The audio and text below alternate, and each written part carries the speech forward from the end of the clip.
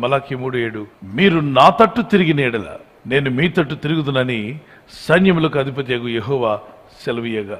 పిల్లలు ఎప్పుడు కూడా చూడండి, వాళ్ళు ఏదైనా ప్రోగ్రామ్ చూడమని చెప్పామనుకోండి, మీరు అక్కడేదో చిన్న వింత ఏదో జరుగుతుంది, ఒక ఆట ఏదో ఆడుతున్నారు, ఆ పిల్లవాడు చూసి ఆనందించడు.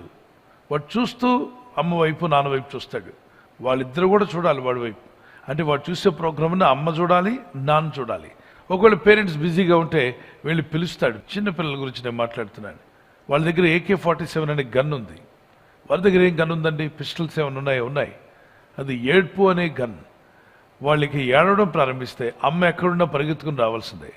10 గదుల అవతల ఉన్నా వాడు కేక వేయడం స్టార్ట్ చేశాడంటే, కియోమంటూ ఏడవడం ప్రారంభించాడంటే ఆమె చేసే పనులన్నీ అక్కడే పడేసి, అది వంట కావచ్చు, బట్టలు ఉతకడం కావచ్చు, అంట్లు కడగడం కావచ్చు, ఇల్లు చదవడం కావచ్చు, ఒకవేళ ఫైల్ రాస్తుందేమో, టైప్ చేస్తుందేమో, వాని కేకకు అన్నీ విడిచిపెట్టి పరిగెత్తుకుంటూ వెళ్తుంది. అంటే తల్లిని తన తట్టు తిప్పుకోవడానికి, తండ్రిని తన ఎదుగు రప్పించుకోవడానికి చిన్నవాడు ఒక్క అడుగు కూడా వేయకుండా వాళ్ళ అమ్మని రప్పించుకుంటాడు, వాళ్ళ నాన్న రప్పించుకుంటాడు. తానున్న దగ్గరికే వాళ్ళు వచ్చేస్తారు. వాళ్ళ దగ్గర ఉన్నటువంటి ఆ శక్తి అలాంటిది.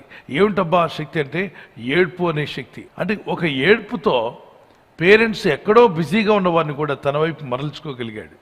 ఈరోజు దేవుని బిడ్డలారా, మనం ప్రార్థించి మొరపెట్టగలిగితే, దేవుని మీద ఆధారపడి కన్నీళ్లు కార్చి మొరపెడుతున్నప్పుడు ఆయన ముఖకాంతి మీ మీదకి వస్తుంది. ఆయన మీ తట్టు తిరుగుతాడు. 50వ కీర్తన 15వ వచనంలో, ఆపత్కాలంలో నీవు నా గురించి మొరపెట్టు. ఆపత్కాలంలో మనుషుల దగ్గరికి వెళ్ళినా, స్నేహితుల దగ్గరికి వెళ్ళినా, లోకంలో ఎక్కడికి వెళ్ళినా ఫలితం రాకపోవచ్చు, కొన్నిసార్లు సహాయం రాకపోవచ్చు. ఎటు నుండి సహాయం రావట్లేదా? నీవు నాకు మొరపెట్టుము, అప్పుడు నేను నిన్ను విడిపిస్తాను. మరి నిన్ను విడిపించాక నువ్వేం చేయాలి? నువ్వు నన్ను మహింపరుస్తావు అంటున్నాడు. సాక్ష్యం ఇవ్వడం.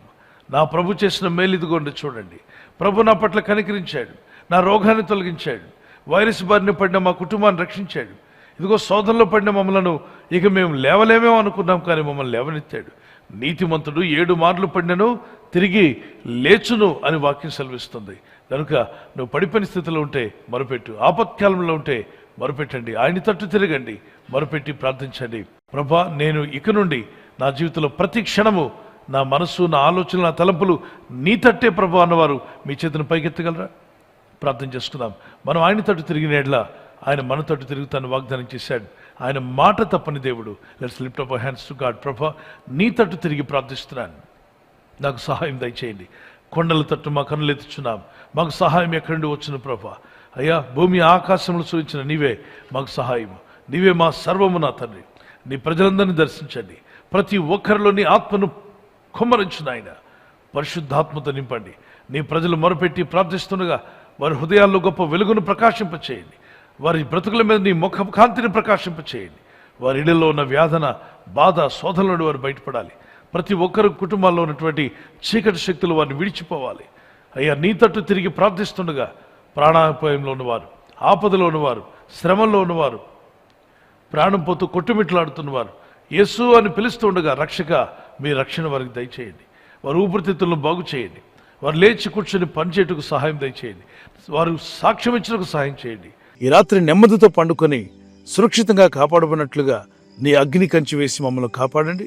మీ చిత్తములో కొనసాగే కృప అందరికీ దయచేయమని యేసుక్రీస్తు ప్రశస్త నామములో వీరందరికీ చక్కని నిద్ర దయచేసి తెల్లవారు లేచి కృపను మాకిమ్మని క్రీస్తు నామములో అడిగి వేడుకుంటున్నామా పరలోకపు తండ్రి. ఆమేన్, ఆమేన్. ఈ వాగ్దానాన్ని మీతోనే ఉంచుకోకుండా లైక్ చేయండి, షేర్ చేయండి.